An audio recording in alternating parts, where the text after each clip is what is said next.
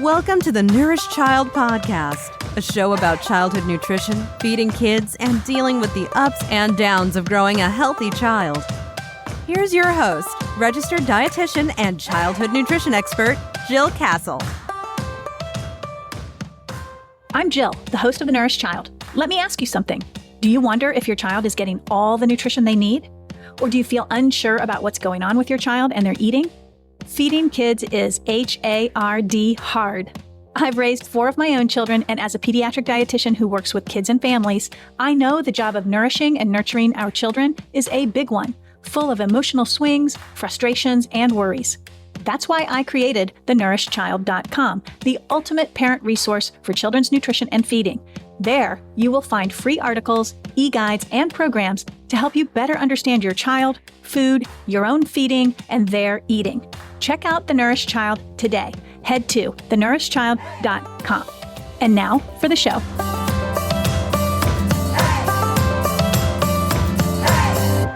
Hey friends, welcome to the Nourished Child Podcast. This is my first bonus episode that I will be airing over the next several months. I have been doing a whirlwind of interviews on behalf of my newest book, Kids Thrive at Every Size, on some wonderful podcasts. And I wanted to share those with you so you could hear them. And I'd like to encourage you also to go and subscribe to these podcasts if you like what you hear. Today, I'm sharing a podcast interview that I did with Tanya Sheckley of the Rebel Educator podcast. Rebel Educator is focused on speaking to and with change makers in education and reimagining education for children. So she is also behind the school called Up Academy in San Mateo, California. It's a top private school there. So she's deep into education, and we talk a lot about how schools influence and have impact on children's health and wellness and bodies and food choices and how they feel about themselves.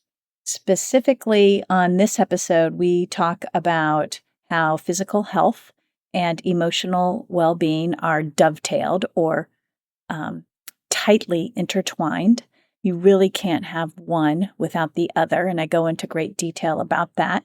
We talk about the whole child healthy model. I go through the 8 pillars of wellness, and we talk about, releasing ourselves from perfection when it comes to food and feeding our children and parenting them and their health and their body size. We also talk about ways to support children versus ways to worry about our children. We talk about role models, parents who are role models and leaders, and how during this decade between ages 3 and 13, we have a lot of influence over our children. During this decade, they really march along and follow our lead. And so what is amazing about Kids Thrive at Every Size, it's designed to build the health habits that every child needs. But if you're a parent out there and you don't feel like you have the health habits or that you're a good role model in some of these habits, there's a path for you to learn how to set these up for yourself as well. We talk about mindfulness, breathing, food boundaries. There's so many topics in this book, food shaming. And we end with the social misconceptions and myths that are out there about children's size, their health. And we also talk about how schools can really take some practical steps to improve how we talk and educate children about food, health, and bodies, and how we can create more accepting, supportive environments for children of all sizes. So here's the interview. I hope you enjoy it. And go check out Tanya's podcast, Rebel Educator.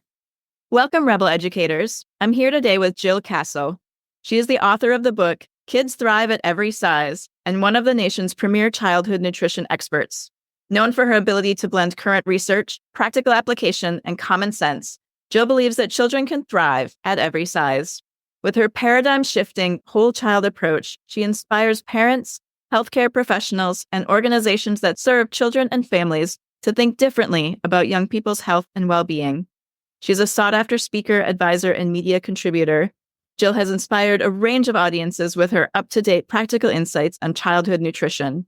She serves as an expert reviewer for Parents.com, has been featured as a guest expert in CNN, The Washington Post, The New York Times, Forbes, Newsweek, Time, and many other outlets, and has consulted with schools and organizations, including Oatly, Brainiac, Once Upon a Farm, and Melissa and Doug. Jill is the founder and CEO of The Nourished Child, a nutrition education website and podcast for parents. She's the author of books including Eat Like a Champion, Try New Food, The Smart Mom's Guide to Starting Solids, The Smart Mom's Guide to Healthy Snacking, and co-author of Fearless Feeding. She's the mother of 4 adult-ish children and lives in Massachusetts with her husband. Welcome, Jill. Thank you for having me, Tanya. It's wonderful to be here. Yeah, thank you so much. Jill and I have known each other for a while. We did a business growth mastermind together. She has been gracious enough to do parent ed in my school in Up Academy in San Mateo. And I remember when she was talking about writing this book and wanted to really create a guide for supporting children's development at every size and what that looks like from a healthy viewpoint. So I'd love to hear more about how that thought process developed for you and kind of how it came about and how you feel about the book. Well, I feel great about the book. I feel very proud about the book. I had my moments of, trepidation and anxiety as I was writing the book because I did a lot of research to pull this book together, and I wanted to pull it together in a way that, was user-friendly, honored the busy parent, but also was steeped in what I like to call the science, but also very practical for families. And what sort of prompted this idea, I've been a dietitian for over 30 years, working with kids and families. And I just knew that there wasn't anything out there for parents who were raising children who were struggling with their size, whether it be smaller in size or larger in size. And there wasn't really anything out there for habit building for children of every size. And I wanted to give parents a resource for positively raising their children with good health building or healthful habits without shaming them or stigmatizing them or making them feel like their body was a problem. And I think the times where I felt anxious about the book would always be the moments when I went onto social media and I would see these posts about what kids are eating or how the quote unquote obesity crisis is rising in children. And I'd feel a lot of anxiety about that, not just because of these conditions that were increasing or the food supply isn't as healthy as perhaps some people would like it to be, but I felt the anxiety for parents who were trying to navigate this world of abundant food and messaging about changing your child body size. If it's large, it needs to be smaller. If it's small, it needs to be bigger. And like navigating that was just so hard. And I work with families, I work with parents, and I just would feel the anxiety in myself when I would read that stuff. And I thought there needs to be something out there that parents can turn to, that they can feel good about the efforts that they're putting in to raise children who not only are physically healthy, but who are also emotionally well, meaning they're healthy and they're happy. Because you probably already know this, Tanya, the rates of anxiety and depression in children are really upticking, particularly after the pandemic. And there are a lot of pressures that children are dealing with today and coping mechanisms that they're developing to deal with all this stress and pressure and anxiety. And so I just really wanted to find a way to help parents navigate all those challenges on behalf of their children. Yeah, I can definitely say I'm one of those people that tends to use food as a coping mechanism and trying not to pass that on to my children.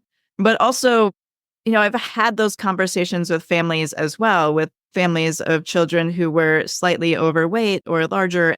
And how do we manage their food? Like, what do I give them for their lunch or their snack? How do I manage this at home when they come home and they're hungry? and not wanting to say, no, you can't have food when there's an abundance of food and there's the ability to feed your child.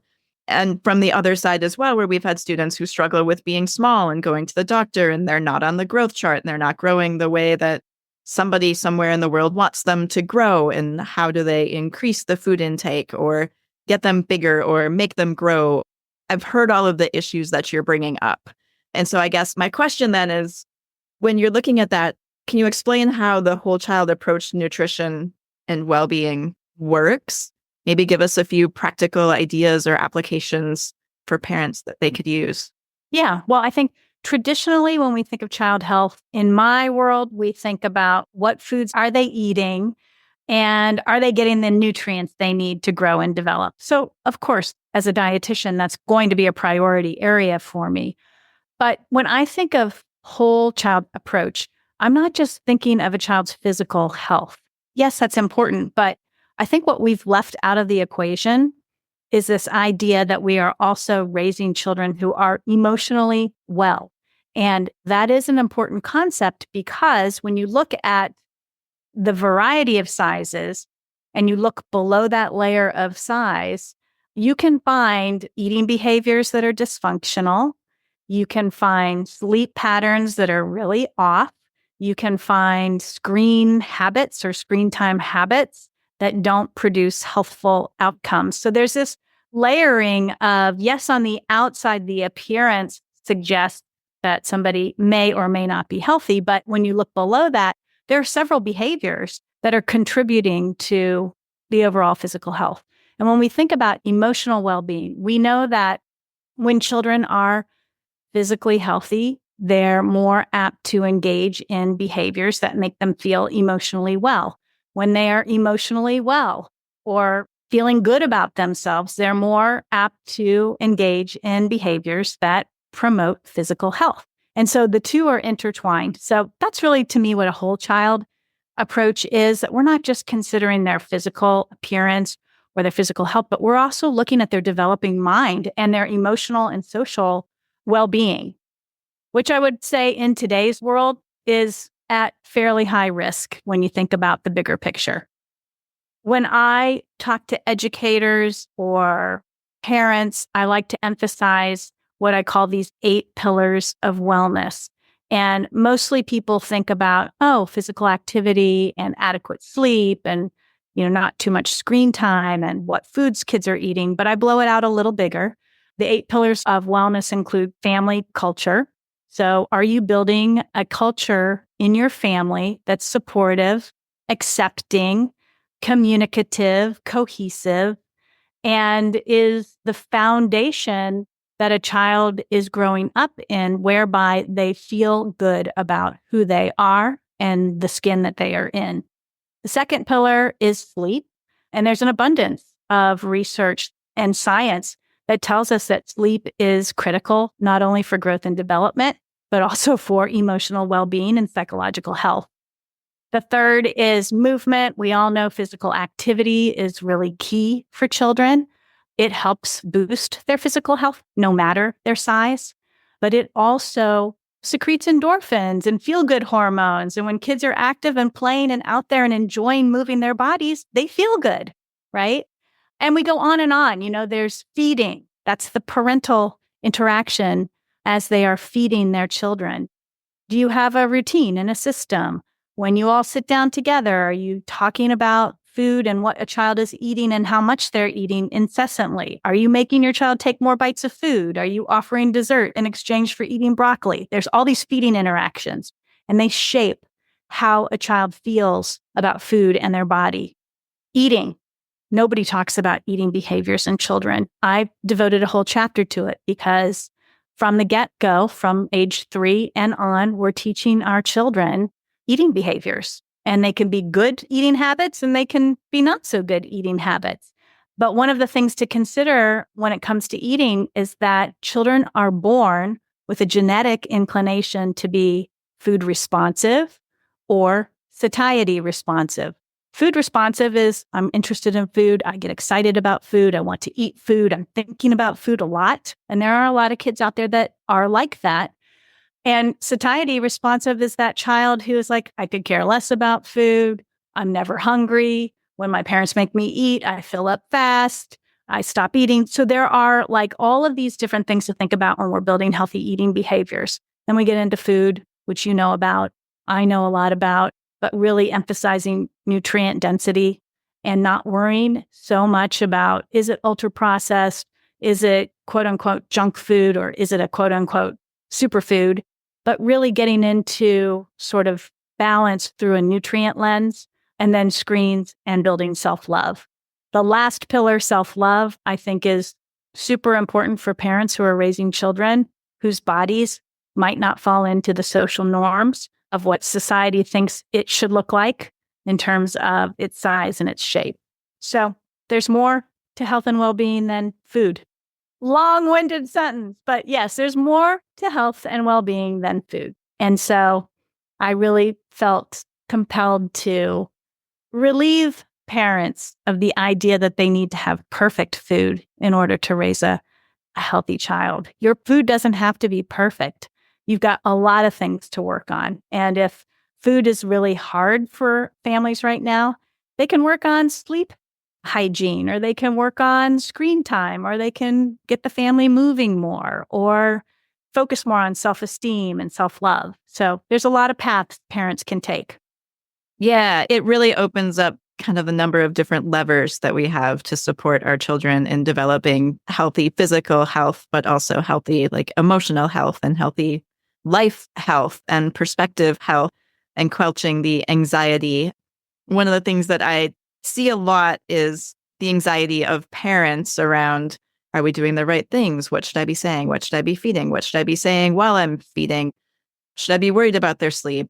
What boundaries should I set around screens at nighttime and bedtime and morning and breakfast and family and meals? And all of those thoughts and that worry and that confusion comes through with their children as well. Mm-hmm. And so that anxiety and thought process of the parents, suddenly the children are having the same anxiety and thought process and fear. And so I love that you have framed this in like, you can work on family culture, you can work on self-love, you can work on getting some exercise every day. Like maybe that's the goal, and boosting those natural endorphins, and just looking at so many different ways to support instead of to worry. Yes, yes, yes. And there are lots of ways. That's the beauty of this. And I always say, do what you can. What can you do right now? What feels right now? If food is a loaded issue, maybe that's not what you work on right now. Maybe you work on something else that is an easy win. I know you know this, Tanya, but I've always said to the parents that I work with, your child will follow your lead. Especially this book is targeted towards children between the ages of 3 and 13, a decade when kids are really willing to follow the leader, to adopt behaviors, to learn. They get excited about learning new things. And this is the decade to set these habits. And there's a lot of habits to set. And there's a lot of rationale in the book around why you should set them. And there's also a lot of information about the obstacles that you will run into as you try to set them. And that's where I think the practicality is. It's not like this Pollyanna idea of, oh, you can set all these, you're not going to have any problems setting these habits up. You're going to have a lot of obstacles, either from your kid, from the school system, from the doctors and the healthcare system. There's a lot of things that get in the way. Social media, society norms. These are things that you're going to face as a parent, especially if you're raising a child in a larger or a smaller body, and helping parents and caretakers navigate that with lots of different ways, not just one way, lots of different ways. Yeah, the book talks about executive functioning skills and mindfulness and breathing and food boundaries and all sorts of different ways. And just through child development, what can we expect from our children at different ages, and what is normal and normal pushback and normal acceptance of things and of parents being the leaders. Yeah. I remember when I was in school, we'll call it an experiment that my PE teacher did one time. I was in high school, and he took the child with the largest body in the class, and he took an athlete who was on the football team and very fit from the class. And he had them both stand on one of the diving boards. We had 2 diving boards in our swimming pool, and asked everybody who they thought would sink and who they thought would float. Mm-hmm. I'm having anxiety rise right now as I'm listening to you. This is something that would never fly. I hope that there are no teachers who are doing this. Like, it shouldn't have been done then. But, thinking through those misconceptions and the way society views and treats people who are in smaller or larger bodies. And that's one example of the way it was very pointedly shared in a classroom setting. But can you talk a little bit about social misconceptions of childhood nutrition and body size and just ways to promote self-love around societal beliefs? So I think a very common myth is that larger or smaller means unhealthy. It's not true. It's a bias, a belief, or an attitude that it's rooted in society, diet culture.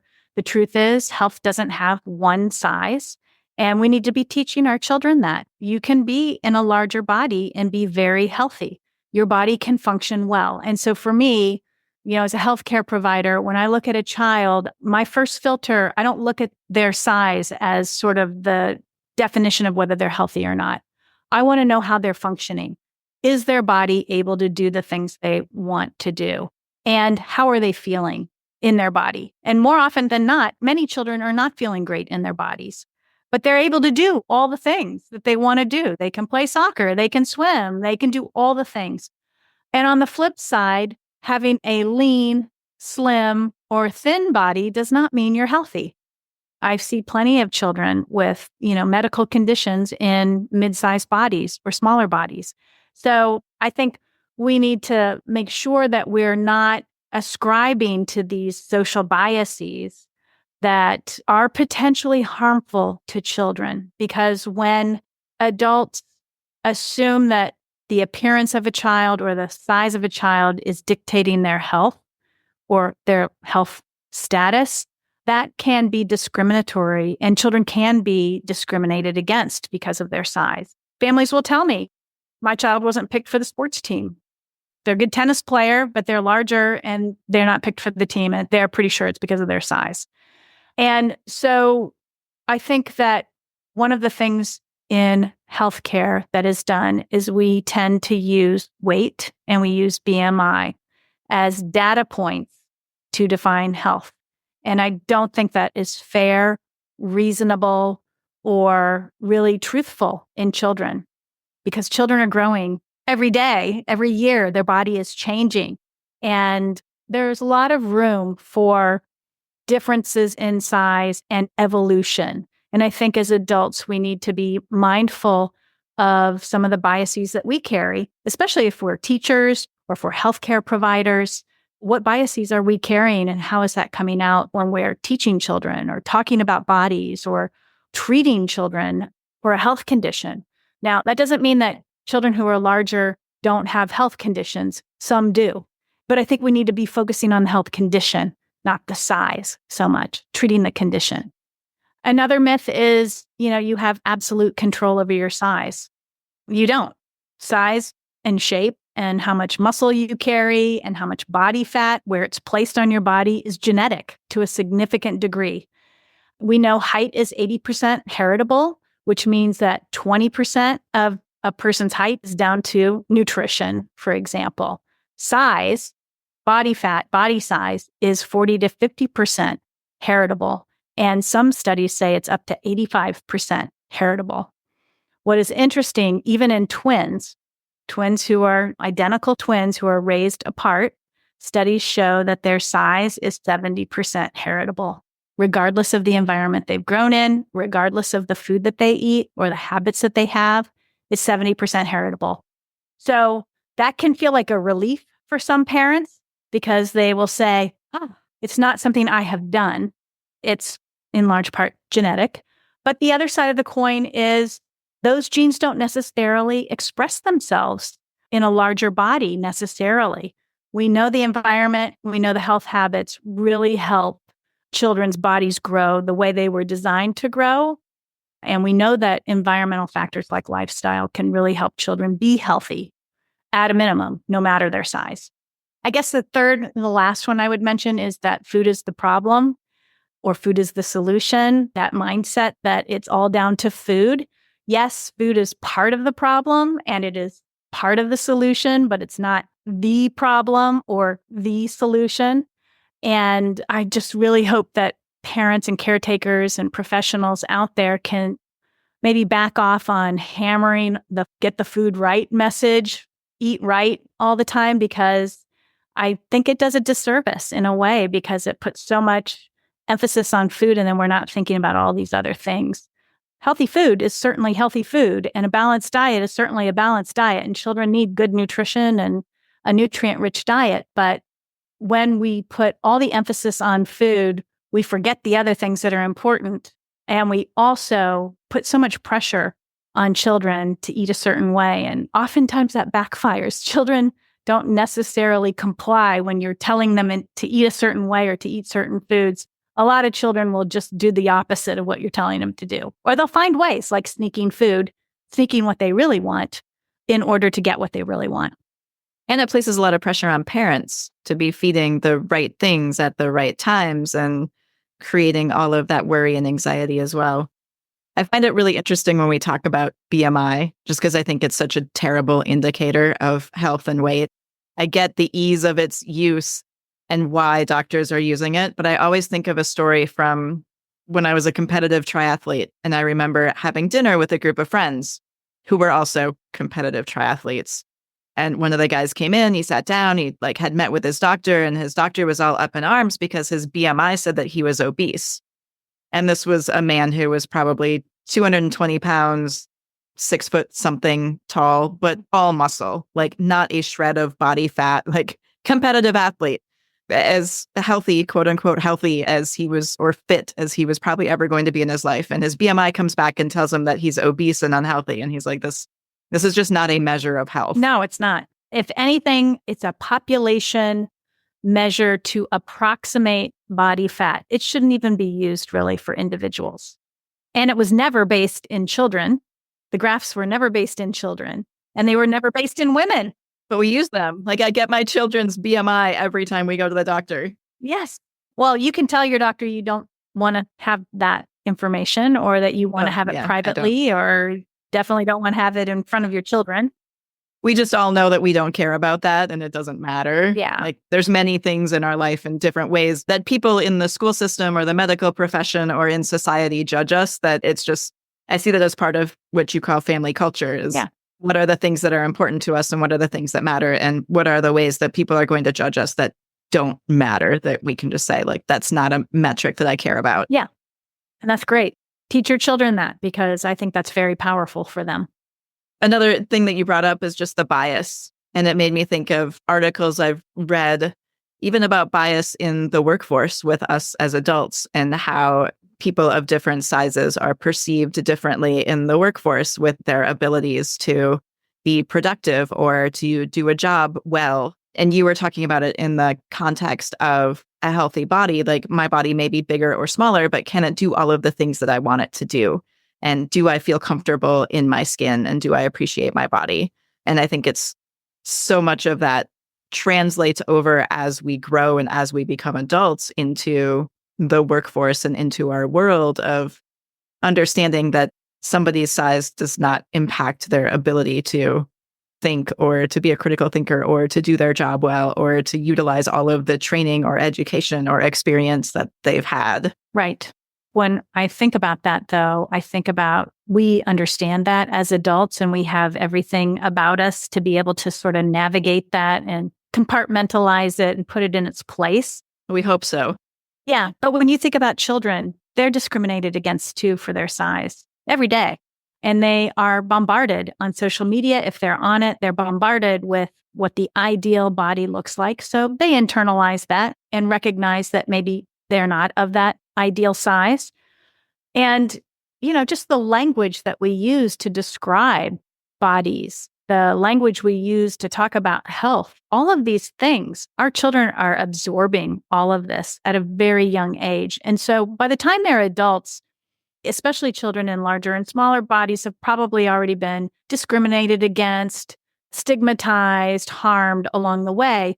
And that is part of this book. It is a healthy habits book, but it is also time to step up for these kids. And it's time to stop allowing or aligning with this kind of behaviors. And this is where I'm so happy to be talking to your audience, because schools have a big role in this.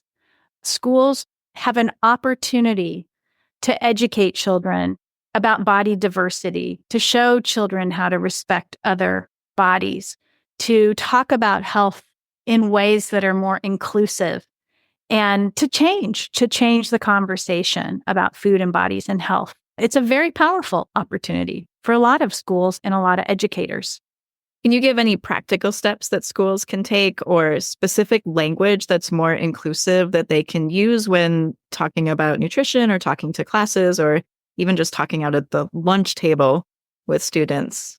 Yeah, I think normalizing body diversity is a big step in health education, in just general education. What you say, what you do, what you teach, and the examples that you use as educators, I think are very powerful. As I mentioned, kids come in all shapes and sizes. A child cannot hear that enough. It's a positive thing to say to a child. Everybody has a different size and shape. Even twins have diversity in size and shape. And so, we're not all programmed genetically to be the ideal body shape and size that we see in social media. And I think that we can start to say that to children and teach them this early and often. I think focusing on body functioning over form or appearance is super important. What can the body do? Your body can run. Your body can go up the stairs. Your body can lift up these heavy boxes. Your body can shake hands with another friend. It's just really like focusing on function, also focusing on a child's character and their qualities over these messages that talk more about their appearance or what they look like. I think that we can all do a better job with that. Also, when it comes to physical activity, I would love to see schools incorporating more physical activity for children, not just because it helps their bodies function better, but it also helps children learn better. There are studies that show academic achievement is higher. Mental health and psychological functioning is better when children are moving every day. And unfortunately, many schools across the United States have engineered physical activity out of the day. And families are busy and kids aren't necessarily getting physical activity at home. So that's another area where schools could focus on. Don't treat children differently based on their size. This is called size discrimination. Don't not pick a child to be on a sports team because of their size, smaller or larger. Don't skip over a child in a role in a play because of their size. Be inclusive. And for adults, parents, caretakers, educators, healthcare providers, check your biases about size, food, health. We all have intrinsic bias. We're kind of naturally packaged with it from practically the day we were born because of the environment we grow up in and what our parents do and say. But educators, I think, and schools can be really curious about how intrinsic bias around health, shape, body size is showing up. And then last, how are you talking and teaching about bodies, health, and food?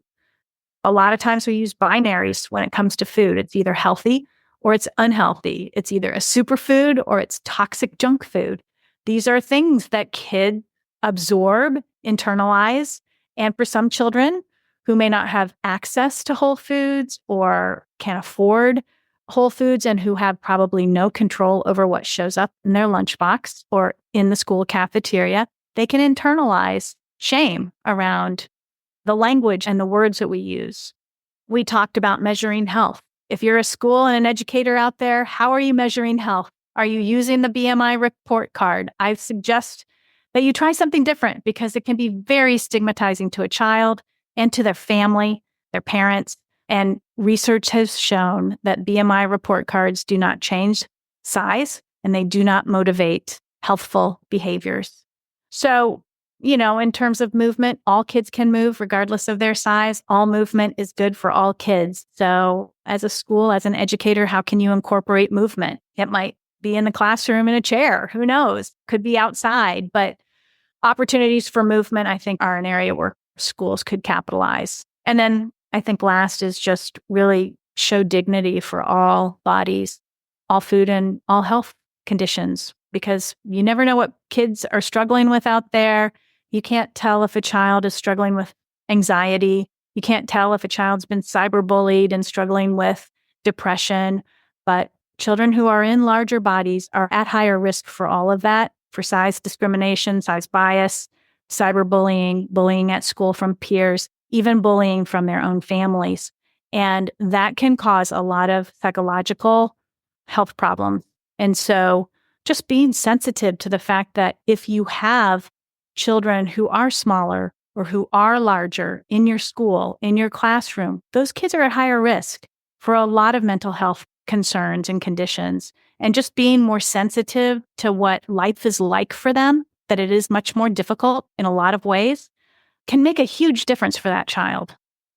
There's a question that I love to ask all of my guests, and that's thinking back to when you were in elementary school. As I run an elementary school, I love to hear what other people remember from those years. So can you share a story that you remember from your elementary school years? Does not need to be food or nutrition related. It's not food or nutrition. It's not positive. It does kind of tie into the book because I wrote about it in the book when I was researching and just thinking and writing. When I was in first grade, I went to a Catholic school, and the nun stood up at the front of the room, and the second grade nun came over into the first grade classroom, and I was sitting at my desk talking to my best friend, Paula. And the first grade teacher called my name out in front of everybody and said to the second grade teacher, "I don't think Jill is going to make it to second grade. She's a talker." And I was deeply embarrassed at the time. And as a result, I didn't talk in class anymore. I wouldn't raise my hand. My report cards would come home, and my mom and dad would get mad at me because there was always, "I wish Jill would participate more in class." And I had been sort of deeply ashamed that I was a quote unquote talker. And you know what? It has stuck with me for years. I've had a hard time speaking up for the things that are important to me, like in a public way. And I know that that early experience has some relationship to that. And writing the book actually helped me sort of sort through that, because it has been one of those, how do other people just go out and say whatever they want to say and go on social media and advocate for this and that? And I'm like, I get too afraid of criticism. And I think a lot of it goes back to those early years in school. So yeah, that was an experience of mine. I think it became my self-talk and how I policed myself in a lot of ways in terms of public speaking and speaking up for the things that matter to me. And I think it's a testimony or an example of what we say to children in schools and in medical offices, in my own private practice offices. We have to be very careful of our language and very respectful in how we work with children and how we teach about things that might affect the way they see themselves in the world. What we say matters. Yes. And how we say it. But I think this is a very public example of you using your voice and your thoughts and sharing everything that's on your mind. And it's brilliant and it's helpful for every parent. The book is written in such a way that it's user-friendly. You don't need to be obligated to read all 200 and some pages of it, although it's all packed with goodness. There are bits and pieces, and it's packaged very well to be super user-friendly. And I am so glad that you have found ways to share your voice and your thoughts out in the world. The world definitely needs it. Thank you. And for the rest of us that are doing that out on social media in the world, we're terrified too. We just keep doing it anyway. I should take a lesson from you. We're all fighting something that no one else can see. And we're all rebelling against that thing that's telling us not to be too much or not to take that step or not to say that thing. And a lot of it's just overcoming that fear because there's so many people who want to hear and who that we can help. Yeah, well said. How can people get in touch with you, Jill? So if you want to have articles around child nutrition, or I have a podcast too called The Nourished Child, you can go to thenourished.child.com. There's a bunch of resources on food and nutrition mostly, but other things as well. I do some consulting and training and speaking, and I have a small private practice. You can find information over on jillcastle.com. And then I am reluctantly on social media. I'm on Instagram. You can find me at I am PDRD, and I'm on Facebook /The Nourished Child. And if you pre-order the book, which will be coming out on August 13th, you'll have access to the first chapter, some PDF downloads, self-love, Post-it notes, and a live virtual event with me in October. Awesome. Thank you so much, Jill. You're welcome. Thank you.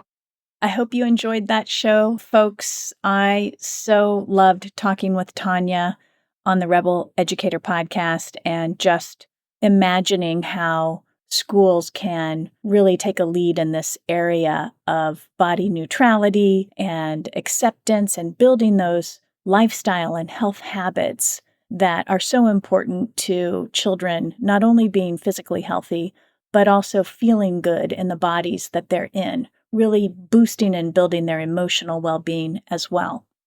If you don't have a copy of Kids Thrive at Every Size, I encourage you to go out and get one. You can get it wherever books are sold, online or in your local bookstore.